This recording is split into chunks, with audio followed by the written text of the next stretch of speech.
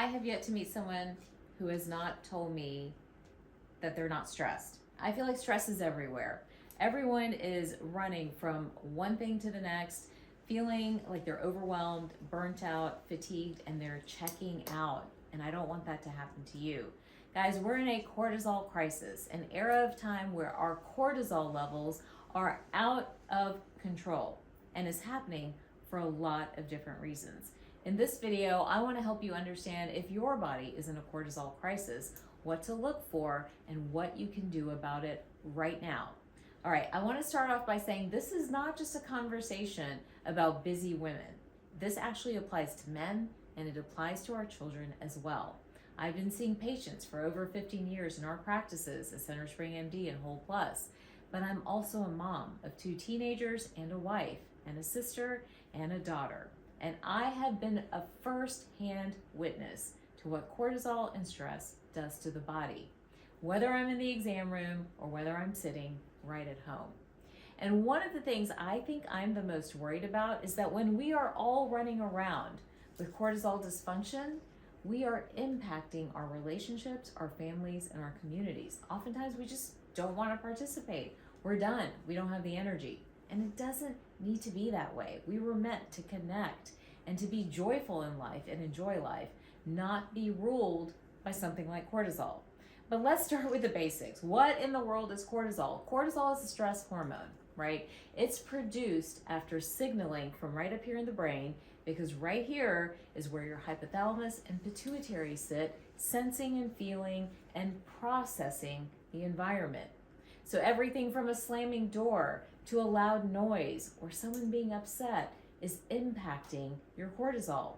The hypothalamus and the pituitary take that in. There's a whole seat of emotions right here. It tells the adrenal gland sitting right over here, right on top of your liver, to produce cortisol, the stress hormone, so that you can acclimate to whatever it is you're feeling, that surge of epinephrine and norepinephrine and so much more.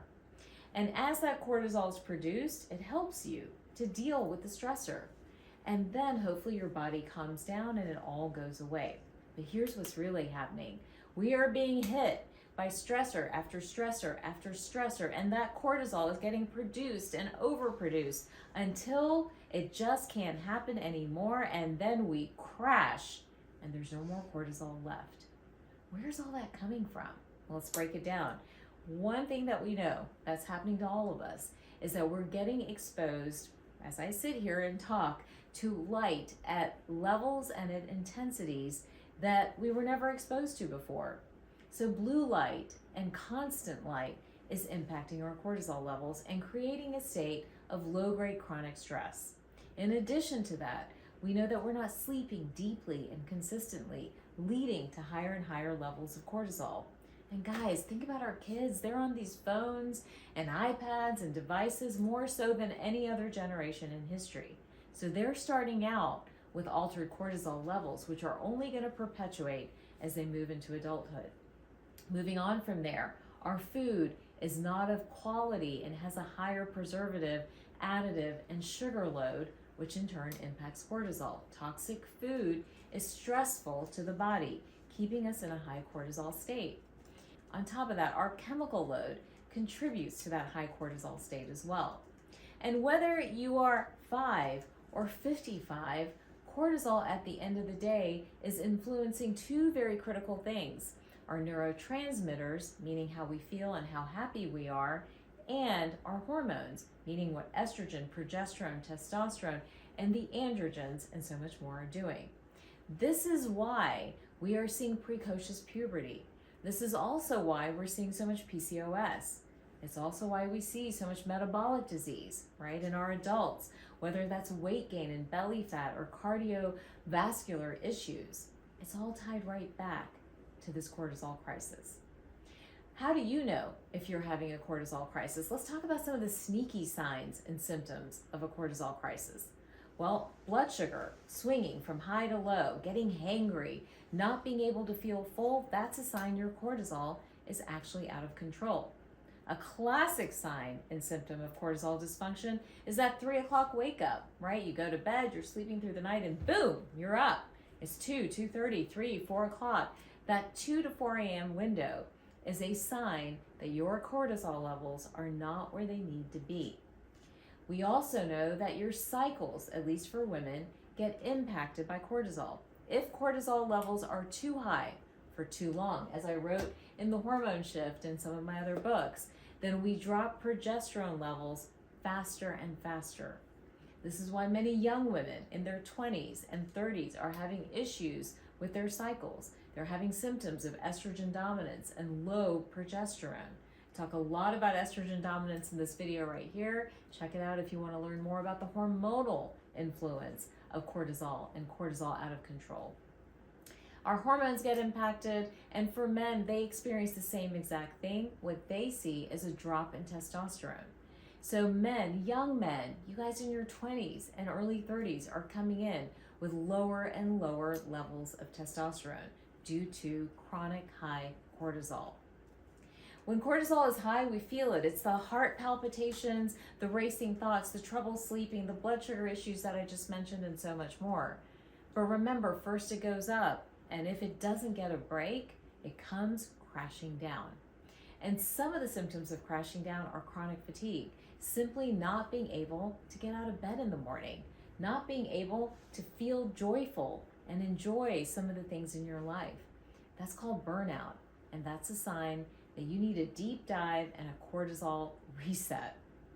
And here's the good news. You can reset your cortisol, right? Whether you're having the very obvious 2 to 4 o'clock wake up, you're having the sneakier signs of hormone imbalances or blood sugar issues and blood sugar control, you're having anxiety, depression, palpitations, or you're simply gaining weight, which is another sign of cortisol dysfunction, we can turn it around.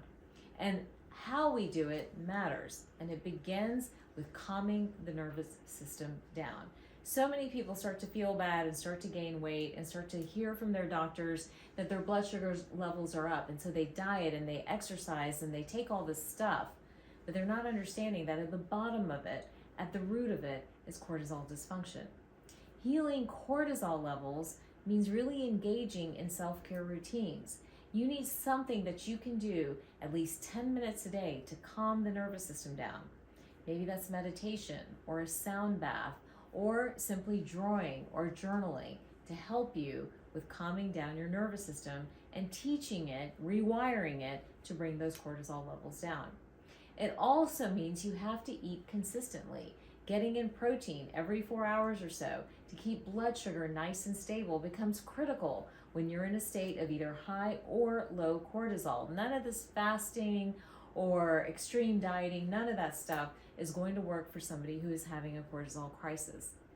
We know that there's a role for herbs and supplements, things that help to balance cortisol. We've talked before about ashwagandha, rhodiola, Panax, ginseng, and so many more that help to balance cortisol. And then the micronutrients, taking those methylated Bs in the morning and taking magnesium at night, are bookends for cortisol and helping to keep cortisol regulated and balanced. So wherever you are in this conversation around cortisol, I encourage you to first look and see, are you or somebody that you love experiencing the signs and symptoms of cortisol dysfunction? Are they having mood swings, trouble sleeping, trouble with their blood sugar, trouble with their mood, having heart palps, having issues with focus, or gaining weight? All of these are signs and symptoms of somebody in a cortisol crisis. And again, it applies to our kids, it applies to, every age group and every sector. Even our seniors can be in cortisol crisis.